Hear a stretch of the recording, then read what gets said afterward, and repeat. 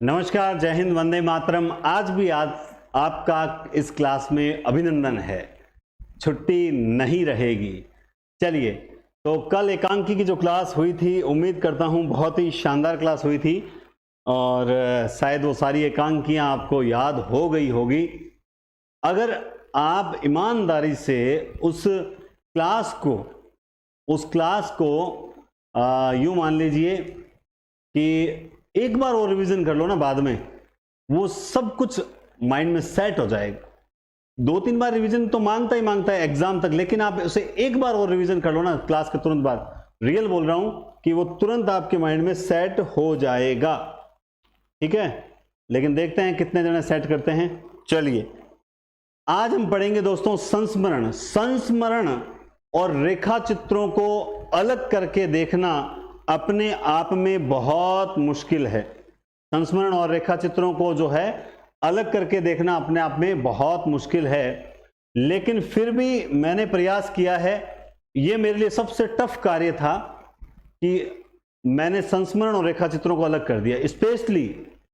Specially Mahadevi Verma के संस्मरण और रेखा चित्रों को भी मैंने अलग करने का प्रयास किया और मैंने उनको कर दिखाया, क्योंकि महादेवी वर्मा के संस्मरण रेखा चित्रों के बारे में कहा जाता है कि इन्होंने संस्मरणात्मक रेखा चित्र लिखे हैं, जिनको अलग करना बहुत मुश्किल है। लेकिन कई किताबों, अब अलग हम वैसे पढ़ के तो करने से रहे, हमने तो कई किताबें ली, उनके आधार पर बड़े बड़े विद्वान लेखकों का देखा कि मतलब उन्होंने किसको रेखा चित्र माना है, किसको संस्मरण माना है, उनके तत्व बताए, उस आधार पर मैंने अलग करने का प्रयास किया।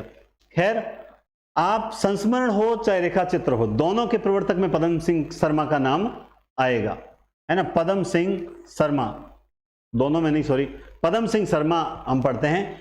इनका प्रवर्तक यानी संस्मरण का प्रवर्तक जो है वो पद्म सिंह शर्मा को माना जाता है। इन्होंने पहला संस्मरण लिखा था पद्म पराग 1929। ये वही समय है दोस्तों 1929 में जब जयशंकर प्रसाद ने एक घूंट लिखी थी कि नहीं लिखी थी, हमने पढ़ के आए हैं, एक घूंट लिखी थी।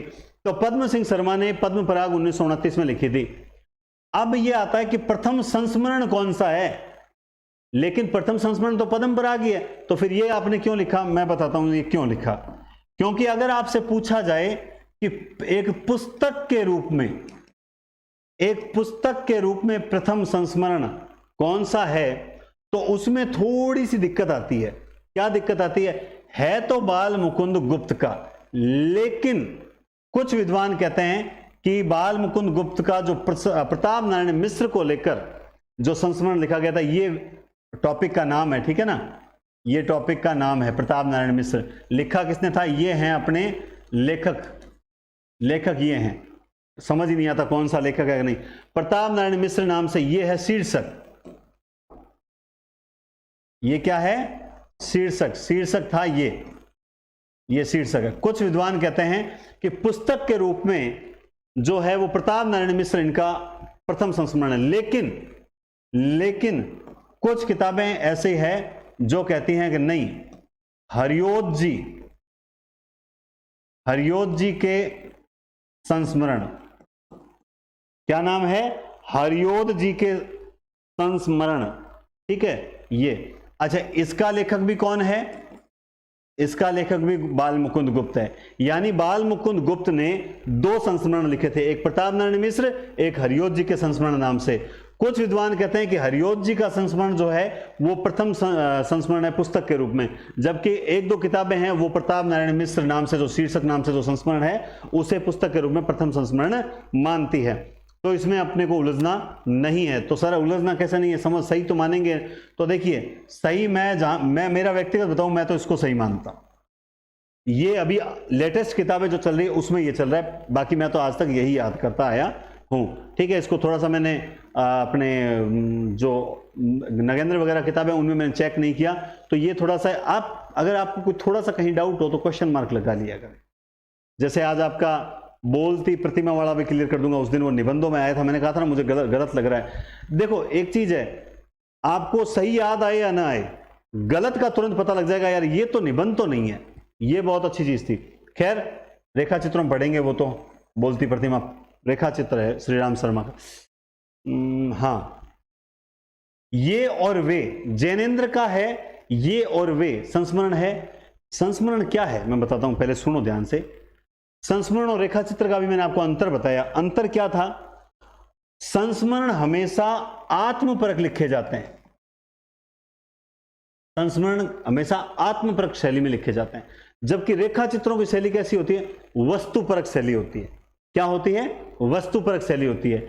इसके अलावा संस्मरण जो होते हैं वो विवरणात्मक होते हैं। कैसे होते हैं? विवरणात्मक होते हैं। संस्मरण कैसे होते हैं? विवरणात्मक होते हैं। जबकि रेखा चित्र कैसे होते हैं? रेखा चित्र विवरणात्मक नहीं, इतिवृत्त होता है रेखा चित्रों में, मतलब वो रेखात्मक होते हैं। उसमें रेखात्मक क्या शब्द मुझे नहीं आ रहा, हाँ रेखात्मक ही सही होगा, विवरणात्मक रेखात्मक होते हैं, बल्कि उसमें इतिवृत्तात्मकता थोड़ी सी ज्यादा होती है, इतिवृत्त ज्यादा होता है उसमें। ये आत्मपरक होते हैं, ये विवरणात्मक होते हैं, और वो वस्तुपरक होते हैं और रेखात्मक होते हैं। बस इतना ही ध्यान रखो, है ना।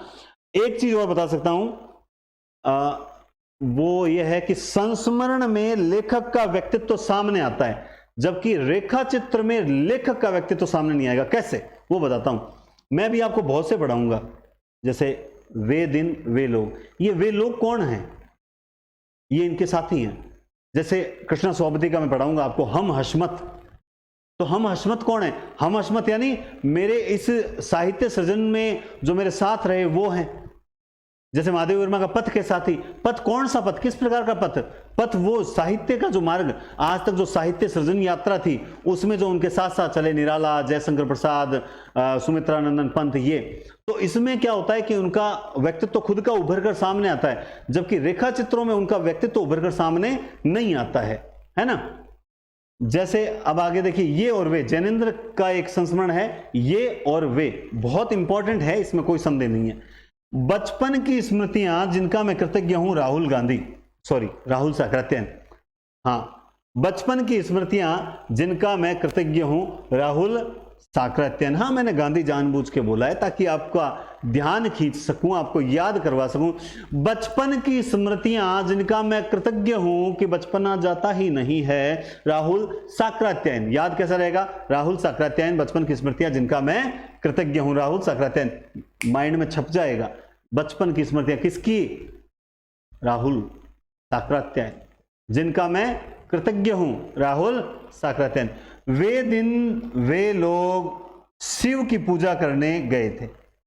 वे दिन वे लोग शिव की पूजा करने गए थे। वे दिन वे लोग शिव की पूजा करने गए थे। वे दिन वे लोग शिव की पूजा करने गए थे। वे दिन वे लोग शिव पूजन सहाय का संस्मरण है। क्या है? संस्मरण है। नए पुराने झरोके, बहुत बढ़िया है।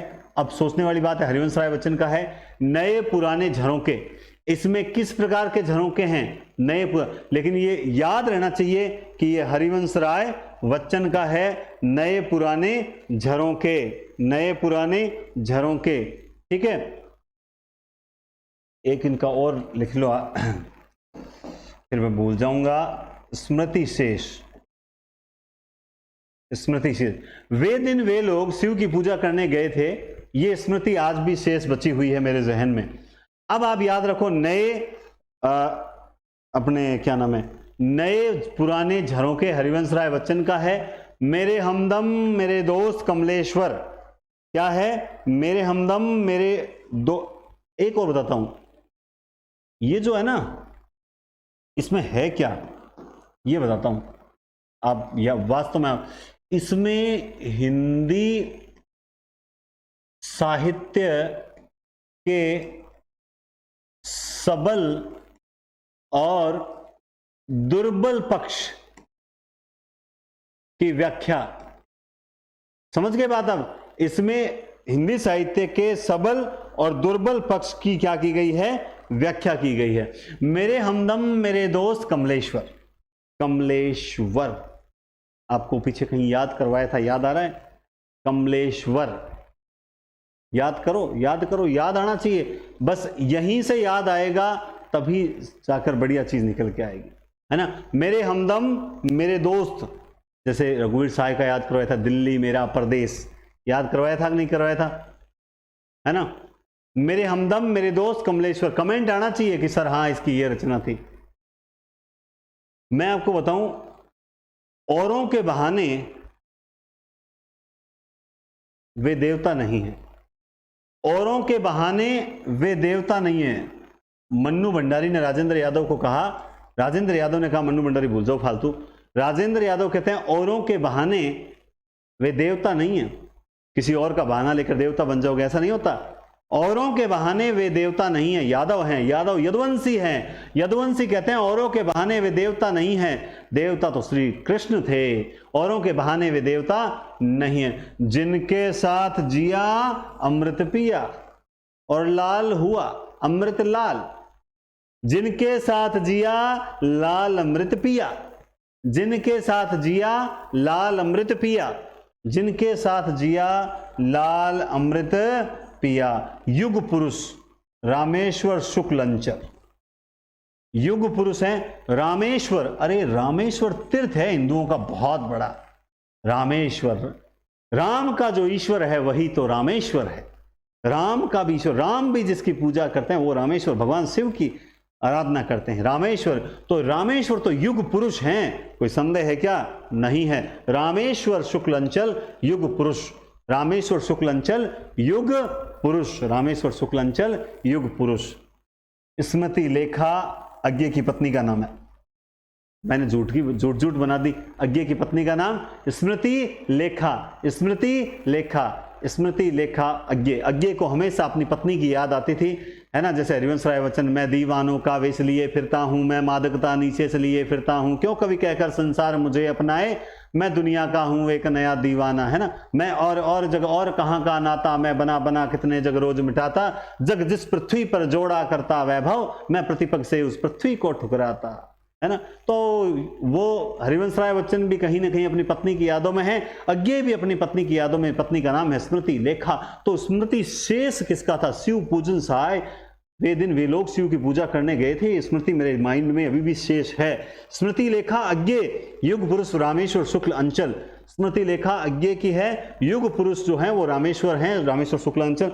जिनके साथ जिया लाल अमृत पिया, औरों के बहाने वे देवता नहीं है। राजेंद्र यादव, मेरे हमदम मेरे दोस्त कमलेश्वर, मेरे हमदम मेरे दोस्त कमलेश्वर। सृजन के सहयात्री, अब रविंद्र कालिया। देखिए संस्मरण का नाम देखिए, सृजन मतलब मैंने जो सृजना की उसके सहयात्री, यानी मेरे सहपाठी जो थे उनका वर्णन है। अब वो कौन कौन है?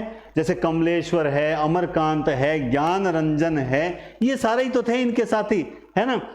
चाहे अपनी पत्नी है ममता कालिया है, गंगा प्रसाद विमल है, जो इनके साथ जो सृजन के सहयात्री हैं, उन सबको इन्होंने इस सृजन के सहयात्री में रविंद्र कालिया ने याद किया है। इसी तरह से शब्दों के आलोक में हम हशमत, इसमें कृष्णा सोबती ने भी जो है वो अपने साथियों को याद किया है। अब आप पूछोगे सर कौन कौन से साथी? सत्येंद्र कुमार, नासिरा शर्मा जो इनके साथ के हैं, मन्नू भंडारी का तो शायद उसमें मैंने नहीं पढ़ा था, राजेंद्र सिंह था उसमें, प्रयाग शुक्ल था, प्रयाग शुक्ल पहले पढ़ा हुआ है अपने आधुनिक काल में, ठीक है। तो हम हशमत यानी हमारे सृजन के साथी कह सकते हैं। तो सृजन के सहयात्री रविंद्र कालिया है। शब्दों के आलोक में हमारे कुछ हम हशमत थे, वो हैं कृष्णा सोबती। क्या है? कृष्णा सोबती, याद रखना, ठीक है। विद्यानिवास मिश्र कहते हैं चिड़िया रेन बसेरा। विद्यानिवास, देखिए चिड़िया होती है वो रात को आकर अपने बसेरे में निवास करती है। चिड़िया होती है वो रात को आकर अपने बसेरे में निवास करती है। चिड़िया होती है वो रात को आकर अपने बसेरे में निवास करती है। चिड़िया रात को आकर अपने बसेरे में निवास करती है। किसी भी अभ्यर्थी का अगर 0 लेवल भी होगा ना तो उसको भी याद आएगा कि संस्मरण चीज क्या है। आप में से बहुत से साथी हैं, फोन करते हैं, बाड़मेर से हैं, टोंक से हैं, राजस्थान पुलिस में कांस्टेबल हैं एट प्रेजेंट में, दिन में ड्यूटी करते हैं, रात को पढ़ाई भी करते हैं, है ना। तो अब क्या वो ये बहाना बना ले कि सर ड्यूटी करते हैं टाइम नहीं मिलता, क्या करें क्या नहीं। उनको पता है कि हमें अगर आगे बढ़ना है तो तैयारी करनी पड़ेगी, नौकरी भी करनी पड़ेगी, नौकरी परिवार के लिए, तैयारी खुद के लिए। तो ये चीज़ें समझदार हो, मैं जिनको समझाना चाह रहा हूँ, जो लेडीज फैक्टर है कि घर का काम भी आपको करना पड़ेगा, ये आपकी जिम्मेदारी है और आपको तैयारी करनी है क्योंकि आपको अपने भविष्य का निर्माण करना है। मैं तो बात कर रहा था औरों के बहाने वे देवता नहीं है, राजेंद्र यादव ने कहा था। कमलेश्वर मेरे हमदम मेरे दोस्त, जिनके साथ जिया लाल अमृत पिया, चिड़िया रात को बसेरा करती है निवास, विद्या निवास मिस्र। मैं आपको बताऊं, बातों बातों में लखनऊ पहुंच गए मनोहर श्याम जोशी। क्या हो गए? बातों बातों में लखनऊ पहुंच गए मनोहर श्याम जोशी। बातों बातों में लखनऊ पहुंच गए मनोहर श्याम जोशी, याद रखना है ना। ये नंगा तलाई का गांव बिस्कोहर, नंगा तलाई का गांव बिस्कोहर। गंगा स्नान करने चलोगे? नंगा तलाई का गांव में गंगा बहती है, इसीलिए उन्होंने कहा नंगा तलाई के गांव में गंगा स्नान करने चलोगे। विश्वनाथ त्रिपाठी, विश्वनाथ त्रिपाठी की है ये। किसकी है? विश्वनाथ त्रिपाठी। कुछ यादें कुछ बातें अमर हो गई, कुछ यादें कुछ बातें अमर हो गई, जिनके साथ जिया लाल अमृत पिया। कुछ यादें कुछ बातें अमर हो गई, ये और वे जैनेन्द्र हैं, वे दिन वे लोग शिव पूजन सहाय हैं, स्मृति शेष है कमलेश्वर मेरे हमदम मेरे दोस्त, औरों के बहाने वे देवता नहीं है राजेंद्र यादव। याद होता है, याद होता है, याद करवाने वाला चाहिए, याद करवाने वाला चाहिए। कुछ यादें कुछ बातें अमर हो गई, कुछ यादें कुछ बातें अमर। वन तुलसी की गंध समय की शिला पर, फणीश्वरनाथ रेणु की है वन तुलसी की गंध। ये वन तुलसी की गंध जो है ना, ये है क्या मैं बताता हूं। ये जो है ये इनका संग्रह है संस्मरणों का। ये क्या है? अरे गलत लिख दिया, संग्रह लिख दिया। ये संस्मरणों का संग्रह है दोस्तों। क्या है? संग्रह। और आपको एक बात, बहुत बड़ी बात बता दूं, ये संपादित किसने करवाया था? भारत यायावर, इसने संपादित करवाया था। भारत यायावर ने संपादित करवाया था। वन तुलसी की गंध समय की शिला पर, वन तुलसी की गंध समय की शिला पर, है ना। देखिए आपने अमृतलाल पढ़ लिया, अमृतलाल नागर पढ़ लिया, जिनके साथ जिया अमृत पिया। कुछ यादें कुछ बातें अमर हो गई पढ़ लिया आपने। अमृत राय, जिनकी याद हमेशा रहेगी, जिनकी याद हमेशा रहेगी। तीनों अमर नाम वाले आपको मैंने बता दिया, तीनों की रचनाओं को अलग अलग बता दिया। मजा ले, आप मिक्स कर दो, हो ही नहीं सकता, असंभव, असंभव, हो ही नहीं सकता, आप मिक्स कर दो। विश्वनाथ त्रिपाठी आएगा तो नंगा तलाई के गांव में गंगा स्नान करने चलोगे क्या? नहीं चलोगे, कोई बात नहीं, मत चलना। नंगा तलाई के गांव में गंगा स्नान करने चलोगे, विश्वनाथ त्रिपाठी। कुछ यादें कुछ बातें अमर हो गई, रिदम बैठेगी। कुछ यादें कुछ बातें अमर हो गई, जिंदगी याद, जिनकी याद हमेशा रहेगी। मैं एक राय देता हूं, जिनकी याद हमेशा रहेगी वो लोग हमारे, इनकी याद हमेशा रहेगी जो अमृत पिएंगे। लेकिन ये राय दी है, मैं आपको एक राय देता हूं कि जिनकी यादें हमेशा रहेगी, मैं आपको एक राय देता हूं, पहले राय देनी है, बाद में ही बोलना है। जिनकी याद हमेशा रहेगी वो अमृत पिएंगे। बातों बातों में लखनऊ चले गए मनोहर श्याम जोशी, जबकि हमने पहले एक रचना पढ़ी, दिल्ली मेरा प्रदेश रघुवीर सहाय की थी। ठीक है, आइए आगे पढ़ते हैं। दूधनाथ सिंह है क्या? यहाँ पे नहीं लिखा मैंने, है ना, चलो बाद में। महादेवी वर्मा, महादेवी वर्मा के कौन सा रेखा चित्र है, कौन सा संस्मरण है, उसको लेकर बड़ी दिक्कत रहती है। तो देखिए, पथ के साथी, मेरा परिवार और स्मृति चित्र, ये इंपॉर्टेंट है। और एक संस्मरण नाम से, ये तो इनका निबंध है, ये नहीं है भाई, ये नहीं है। पथ के साथी, मेरा परिवार और स्मृति चित्र, ये तीन आप लोग याद रखना। पथ के साथी, मेरा परिवार और स्मृति। विष्णु प्रभाकर कहां है? ये रहा, ठीक है। हाँ, पथ के साथी, मेरा परिवार और स्मृति चित्र, इन तीनों को आप जरूर याद रखना, क्योंकि इसमें मैंने आपको बताया पथ के साथी जो है, इसमें रविंद्रनाथ ठाकुर को सबसे स्पेशल तो जो है वो रविंद्रनाथ ठाकुर को प्रणाम करते हुए इन्होंने क्या किया है, इसमें रविंद्रनाथ ठाकुर जो है ना, उनको प्रणाम करते हुए अपने जो पथ के साथी हैं, निराला हैं, पंत हैं, प्रसाद हैं, उनके प्रति जो है, चाहे उसमें अपने सुभद्रा कुमारी चौहान है, शियाराम शरण गुप्त हैं, इन सबको बारे में थोड़ा लिखा है। कन्हैया लाल मिश्र, कन्हैया जिंदगी मुस्काई, कन्हैया लाल, कन्हैया का नाम लेते ही जिंदगी मुस्कुराने लगती है। कन्हैया का नाम लेते ही जिंदगी मुस्कुराने लगती है। उपेंद्रनाथ अश्क मंटो मेरा दुश्मन, उपेंद्रनाथ अश्क मंटो मेरा दुश्मन। पिछली क्लास में क्या पढ़ा था, कुछ याद है? उपेंद्रनाथ अश्क, पर्दा हटाओ। क्या करना है? पर्दा हटाओ। किस लिए? लक्ष्मी का स्वागत करना है। लक्ष्मी का स्वागत करोगे क्यों? क्योंकि पापी जोंक अंधी गली में भाग जाएगा। यही पढ़ा था या कुछ और पढ़ा था? मुझे पिछला याद रह सकता है तो तुम्हें क्यों नहीं रह सकता? बात सीधी सी है। उपेंद्रनाथ अश्क मंटो मेरा दुश्मन है। नरेंद्र मोहन मंटो जिंदा है, पढ़ा था। मंटो जिंदा है अलग था, नरेंद्र मोहन मंटो जिंदा है। मंटो मेरा दुश्मन, उपेंद्रनाथ अश्क, उपेंद्रनाथ अश्क मंटो मेरा दुश्मन, मंटो मेरा दुश्मन, मंटो मेरा।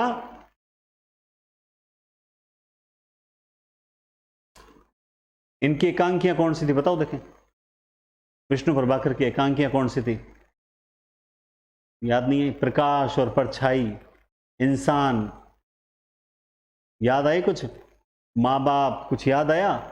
याद नहीं आ रहा है? नहीं आ रहा है ना? रिवीजन कर लेना, घर जाके रिवीजन कर लेना क्लास के बाद में। बात अपने तो देखो ऑफलाइन हो चाहे ऑनलाइन हो, खरी खरी सुनाते हैं और इस कारण से 50% स्टूडेंट अपने से नाराज रहते हैं। 100 बार नाराज हो, 1000 बार हो, कोई फर्क नहीं पड़ता। मैं कर्म निभाता हूं अपना, तुम अपना धर्म निभा दे। याद नहीं करोगे सिलेक्शन नहीं होगा। क्यों? क्योंकि 50% स्टूडेंट की प्रॉब्लम क्या रहती है कि वो टीचर के अकॉर्डिंग चलते ही नहीं है। टीचर रो रो के मर जाए ना तो भी वो टीचर के अकॉर्डिंग नहीं चलते। वास्तविक बता रहा हूं। उनको कहे तू ये ऐसा पढ़ ले, तू। इतने अच्छे स्टूडेंट्स थे कुछ मेरे पिछले बैच में ऑफलाइन में, शायद वो देख रहे होंगे, नहीं देख रहा मुझे पता है, वो तो पक्का नहीं देख रहा। मैंने उसे इतना कन्विंस किया था घर बुला बुलाकर कि तू फर्स्ट ग्रेड की तैयारी कर ले, रीड के चक्कर में मत खराब हो, मत कर तू फर्स्ट ग्रेड। मैं तुझे फर्स्ट ग्रेड में पूरा मैटर दूंगा, कंटेंट दूंगा, तेरा सिलेक्शन होगा। क्योंकि बहुत गरीब परिवार से था। जैसे मैं छोटे भाई को समझा रहा हूं ना, मैं हमेशा स्टूडेंट को सगा ही मानता हूं। मानना नहीं गुरुजी, देखो वहां 25,000 पोस्ट हैं, 25। मैंने उसे समझाया, मैंने कहा देख 1564 पोस्ट है फर्स्ट ग्रेड में, सेकंड ग्रेड में उससे कम है। रीट में लास्ट में हिस्से में कितनी आएगी, ये तो बढ़ते बढ़ते बढ़ते कुछ नहीं बचेगा। नहीं माना, नहीं माना। हकीकत ये रही, अब रीट के अंदर भी जो है रोज आता है सर क्या होगा, मेरा डर लग रहा है, ये होगा, अब घर वाले तैयारी नहीं करने देंगे, ये प्रॉब्लम। पहले माना नहीं था ना। विनाश काले विपरीत बुद्धि, विनाश काल जब छाता, जब नाश मनुष्य पर छाता है पहले विवेक मर जाता है। जब नाश मनुष्य पर छाता है पहले विवेक मर जाता है। रामधारी दिनकर ने कहा है ना, तो यही चीज होती है। गुरु की बात को अवहेलना करोगे, पतन तुम्हारा सुनिश्चित है, विजय सुनिश्चित नहीं होगी। और गुरु की बात मान लोगे, विजय सुनिश्चित होती है, लेकिन मानते नहीं है कुछ। मंटो मेरा दुश्मन उपेंद्रनाथ अश्क, जाने अनजाने में यादों की तीर्थ यात्रा निकालने का प्रयास किया। संस्मरण है, जाने अनजाने में यादों की, याद मतलब संस्मरण है। जाने अनजाने में यादों की तीर्थ यात्रा, हम उनके ऋणी हैं, हम सफर मिलते हैं यादों की छांव में। जाने अनजाने में यादों की तीर्थ यात्रा निकालने वालों के, जो तीर्थ यात्रा निकालते हैं, ये जाने अनजाने में जो यादों की तीर्थ यात्रा निकालते हैं, हम उनके ऋणी हैं, हम सफर मिलते हैं यादों की छांव में। आकाश एक है, सृजन के सेतु से अगर देखोगे तो तुम्हें आकाश एक ही नजर आएगा। आकाश एक ही नजर आएगा। एक दिशाहीन सफर कभी मत करना, एक दिशाहीन सफर जिसका कोई लक्ष्य नहीं है, एक दिशाहीन सफर। जो लोग सिर्फ कहते हैं मैं तो रात को किताब पढ़ता हूं, मैं तो मेरे हिसाब से पढ़ता हूं, वो सिर्फ और सिर्फ एक दिशाहीन सफर करते हैं। आपको लगता होगा मैं बड़ा इंटेलिजेंट हूं, ऐसा किसी को लगता होगा। मैं अपनी वास्तविकता बताता हूं, मुझे भी सही सच्चे मार्गदर्शन की आवश्यकता पड़ गई थी एक समय, जब लगातार 2 भर्तियों में 2 सेकंड ग्रेड में असफल हुआ, तो मुझे भी लगा, मैंने कहा मैं पढ़ा बहुत था, सिलेक्शन नहीं हुआ। रीजन क्या रहा? रीजन ये रहा, क्रमबद्धता नहीं थी, नियमितता नहीं थी, सिस्टमेटिक नहीं पढ़ा था। जिस वक्त पढ़ा सेलेक्ट हो गया, बाद में यही ठान लिया कि अब जब स्टूडेंट्स को पढ़ाऊंगा तो सिस्टमेटिक रूप से पढ़ाऊंगा। यही चीज है। तो एक दिशाहीन सफर कभी मत करना, क्योंकि दिशाहीन सफर में हम सफर मिलते हैं यादों की। दिशाहीन सफर में कभी हम सफर नहीं मिलते, बल्कि हम सफर मिलते हैं यादों की छांव में। आकाश एक है, सृजन के सेतु पर चढ़कर देखो, जाने अनजाने में समानांतर रेखाएं मत खींच देना। ये भी इनका ही है, समानांतर रेखाएं, ठीक है। शिकार खेलने गया जंगल के जीव। अब ये जो है ना श्री राम शर्मा के शिकार, जंगल के जीव, इनमें इन्होंने क्या किया पता है? इन संस्मरणों में क्या है? उन्होंने जो जंगल में जो काला हिरण है, शेर है, चीता है, इनका जो शिकार किया जाता है, अवैध शिकार, उन अवैध शिकारों पर इन्होंने बहुत ही मर्म से परिपूर्ण बातें लिखी है। मतलब हम लोग जीव को, जैसे दादू कहते हैं ना कि मसान में जाकर आते हैं, तब हम घर में एंट्री करने से पहले अपने पर गंगा जल छिड़कते हैं और पवित्र होकर घर में एंट्री करते हैं, ऐसी हमारी मान्यता है, ठीक है। वही वो लोग जो मांस मीट खाते हैं, दादू ने कहा, मैंने नहीं कहा, मैं आपको ये भी बता देता हूं, अंडरलाइन कर देता हूं, किसने कहा? दादू ने। जो लोग थाली में ही मसान ले आते हैं, अर्थात मांस खाते हैं, उनका क्या किया जाए? तो मांस खाने पर दादू ने इतना बड़ा लिखा है। और आपको पता है राजस्थान के कबीर कहे जाते हैं, ऐसे वैसे व्यक्ति नहीं थे, है ना। तो शिकार खेलने के लिए जब जाते हैं तो जंगल के जीव, जब शिकार किया जाता है तो जंगल के जीव प्राणों का सौदा कर लेते हैं। जब उनका शिकार खेलने के लिए शिकारी आ जाते हैं, तब जंगल के जीव भी प्राणों का सौदा कर लेते हैं। वे जीते कैसे? उनका तो शिकार हो रहा था, वे जीते कैसे? श्री राम श्री राम श्री राम, वे जीते कैसे? उनका तो शिकार हो रहा था, बेचारे जंगल के जीवों ने प्राणों का सौदा कर लिया। बोला ले लो रे यार, ये प्राण किस काम के, जब ढंग से जी भी नहीं पाते हैं। शिकार हो रहा था जंगल के जीवों का, प्राणों का सौदा कर बैठे। आखिर वे जीते कैसे? वे जीते कैसे? श्री राम शर्मा, है ना। जैसे अभी हमने पढ़ा था ये कन्हैयालाल मिश्र का जिंदगी मुस्काई, क्या पढ़ा था? जिंदगी मुस्काई। अब इसमें 43 जो विद्वान है, विद्वानों का 43 जो है लेखकों के बारे में, जो रचनाकार हैं, लेखक हैं, उनका संग्रह, मतलब यूं मान लीजिए 43 संस्मरण है। ये एक संग्रह है, ये क्या है? संग्रह है, जिसमें 43 विद्वानों का जो है के संस्मरण है, उनकी साहित्यिक व्यक्ति और मर्मस्पर्शी घटनाओं का उल्लेख इसमें किया गया है। शिकार, जंगल के जीव, प्राणों का सौदा, वे जीते कैसे, बहुत ही शानदार तरीके से इन्होंने लिखा है और मैंने आपको बता भी दिया। राम के दर्शन करने हैं, तो कल हमने पढ़ा था, क्या पढ़ा था? राम के दर्शन, क्या पढ़ा था बताओ? कमेंट करके बताना पड़ेगा आपको। राम दर्श, बताओ जल्दी से बताओ। राम दर्श मिश्र, आपको याद आना चाहिए। अगर याद नहीं आएगा तो गड़बड़ हो जाएगी, मैं आपको पहले से बोल रहा हूं। राम दर्श याद आना ही चाहिए। कल हमने विद्या निवास मिश्र भी पढ़ा था, वो भी आपको याद नहीं होगा, मुझे पक्का पता है, गारंटेड बोल रहा हूं, 100% बोल रहा हूं, वो भी आपको याद नहीं होगा। यही तो बात है, याद नहीं होता ना तो सब गड़बड़ हो जाती है, और याद होता है तो आनंद ही आनंद होता है। जैसे आपने कल वो एक कमलेश्वर का भी पढ़ा होगा, लहर लौट गई, और हमने ये भी पढ़ा था लहर लौट गई, तो धर्मवीर भारती ने कहा था नदी प्यासी थी और वो बीमार, एक जनी बीमार, वो कौन से सज्जाद जहीर बीमार हो गया था। अगर आप रिवीजन करोगे ना, ये आपके माइंड में छप जाएंगे, और रिवीजन नहीं करोगे ना तो मैं कहता हूँ फिर मजे करना और कुछ मत करना, फिर मजे ही होंगे और कुछ होंगे, क्या होगा? कुछ नहीं होगा, ठीक है ना। नरेश मेहता, खंडित यात्राएं, ठीक है। अपने अपने रास्ते, राम के दर्शन करने हैं तो सभी लोग अपने अपने रास्ते निकलेंगे। यादों के काफिले में देवेंद्र सत्यार्थी को देखा था मैंने, मैं रियल बता रहा हूं। यादों के काफिले में देवेंद्र सत्यार्थी को मैंने खुद ने देखा था, देवेंद्र सत्यार्थी को मैंने खुद ने देखा था। याद नहीं आता तुम लोगों को, और जब तक मुझे याद नहीं आता ना, मैं दिमाग पे जोर डालता रहता हूं। दिमाग पे जोर डालना चाहिए, जैसे मैंने आपको बताया था, ये रहा कमेंट, मैंने कहा था कमेंट करो। अब तक तो शायद कितने जनों जो लेट आए हैं उनको उन्होंने भी कर दिया होगा। क्या बताया था मुझे बताओ? कमलेश्वर का मैंने एक रचना बताई थी, कमलेश्वर, इस तरह से वर तर, कौन सी रचना थी वो? सर टाइम ही नहीं मिला, पढ़ते कैसे, रिवीजन ही नहीं कर पाए सर, काम बहुत था, पढ़ने से इंपॉर्टेंट काम था। कमलेश्वर की एक डायरी पढ़ी थी, देश देशांतर कमलेश्वर। फिर हमने कल पढ़ा था लहर लौट गई, और आज हम पढ़ रहे हैं मेरे हमदम मेरे दोस्त। चाहो ना तुम 7 टाइम्स थ्योरी, 7 बार रिवीजन, सब कुछ क्लियर, लेकिन हम लोग नहीं पढ़ेंगे। हम लोगों ने सोच लिया है गुरुजी, हम लोग नहीं पढ़ेंगे, यही तो हमारी सबसे बड़ी कमी है। बाकी आप देखो, चलिए हम तो आगे बढ़ते हैं।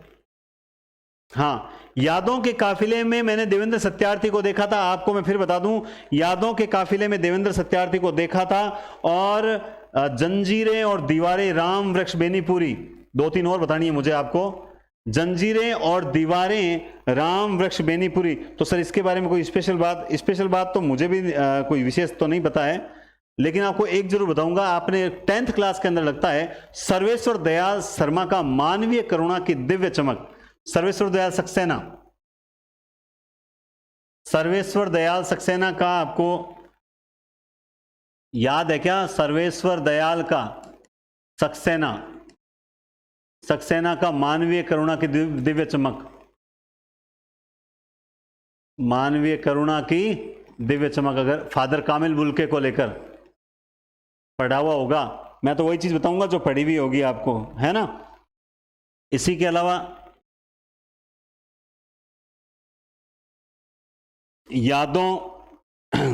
यादों के गलियारे, नासिरा शर्मा, क्या है? यादों के गलियारे, नासिरा शर्मा। ओम थानवी की बहुत बढ़िया रचना है, अपने अपने अज्ञे, कितनी गजब रचना है, अपने अपने अज्ञे। ये है ओम थानवी, ओम थानवी की है अपने अपने यज्ञ। ममता कालिया का है, ममता कालिया। अब उन्होंने क्या है, कई शहरों में यात्रा की थी, तो उन्होंने एक लिख दिया, कितने शहरों में कितनी बार, कितने शहरों में कितनी बार। और सृजन के सहयात्री तो हमने रविंद्र कालिया की पढ़ लिया था, है ना। और एक दूधनाथ सिंह, मैंने पहले कहा था ये दूधनाथ सिंह लिखा हुआ नहीं है, दूधनाथ सिंह, इनकी भी बहुत बढ़िया है, लौट आ ओ धार। देखो अब कितना गजब सेट बैठा, सेट कैसे बैठा देखो बताता हूं। क्या नाम है? लौट आ ओ धार, और धार किसकी? दूध की। ये लो याद रह गया, लौट आ ओ धार, धार किसकी? दूध की। मजाल है भूल जाएं, भूलने का सवाल नहीं है, याद ही तो नहीं करते, भूले कैसे? लौट आ ओ धार। ये लीजिए भाई, ये आपके संस्मरण मैंने कंप्लीट करवा दिए। मैं एक अकेला चल दिया, लोग आते रहे, कारवां बनता गया। किसी भी मंजिल तक पहुंचने के लिए सबसे महत्वपूर्ण क्या है पता है? सबसे महत्वपूर्ण है चलते रहना, रुको मत। रुकोगे वहीं ठहरोगे, ठहरा हुआ पानी बदबू मारता है। ठोकर तो अक्सर जमाने में सभी खाते हैं, ठोकर खाकर भी अगर संभल जाए तो मजा आ जाए। तो ठोकर भले ही खाओ, संभल जाओ। कितनी ठोकरें खा ली, सेकंड ग्रेड में असफल, फर्स्ट ग्रेड में असफल, रीट में असफल, अब भी ठोकर खाने की इच्छा है? नहीं, इस बार नहीं। इस बार ठोकर खाने वाले जाने, एनडीसी परिवार का एक भी स्टूडेंट ठोकर नहीं खाएगा। तुम्हें तुम्हारे सबसे प्रिय व्यक्ति की कसम देता हूं, आदत डाल लो, 1 घंटे दिन में पढ़ना ही पढ़ना। आप मुझे बुरा समझोगे, गालियां भी दे सकते हो, कमेंट भी गलत लिख सकते हो, लेकिन भगवान कसम मैं आप लोगों का सिलेक्शन चाहता हूं। मैं इसीलिए मेहनत कर रहा हूं। आप यकीन नहीं करोगे, मैं आपको आज नहीं बताऊंगा एक बात, मैं आपको एक बात थोड़ा सी 2-4 क्लासें और हो जाए उसके बाद एक बात बताऊंगा। आप जो रेगुलर आ रहे हो वो वीडियो को पूरा देखना, मैं एक बहुत बढ़िया बात बताऊंगा। आज जो मैं कह रहा हूं, छोड़ रहा हूं, वो बात उस दिन बताऊंगा। आप यकीन करोगे, आप कहोगे सर वास्तव में आश्चर्य होता है। आप आश्चर्य करोगे, वो क्या आश्चर्य है वो मैं आपको बताऊंगा कि मेहनत किसे कहते हैं। मैं 5 से 7 दिन के बाद आपको बताऊंगा, 15 तारीख तक, ठीक है। चलिए, तो टेस्ट सीरीज के बारे में मुझे बार बार कहने की जरूरत नहीं पड़ी। नोट्स आपको प्रिंट आउट मिलेंगे, 100 से ज्यादा टेस्ट होंगे और 2 साल तक वैलिडिटी है। बहुत शानदार टेस्ट सीरीज है और बढ़िया टेस्ट सीरीज चलेगी। बीच में कहीं थोड़ा बहुत गैप आएगा, लेकिन मैं आपको मोटिवेट करके वापस से एकजुट कर दूंगा, चिंता मत करो, ठीक है। तो हिंदी पॉइंट नाम से एप्लीकेशन है। बहुत बहुत धन्यवाद, टेक केयर, शुभ रात्रि।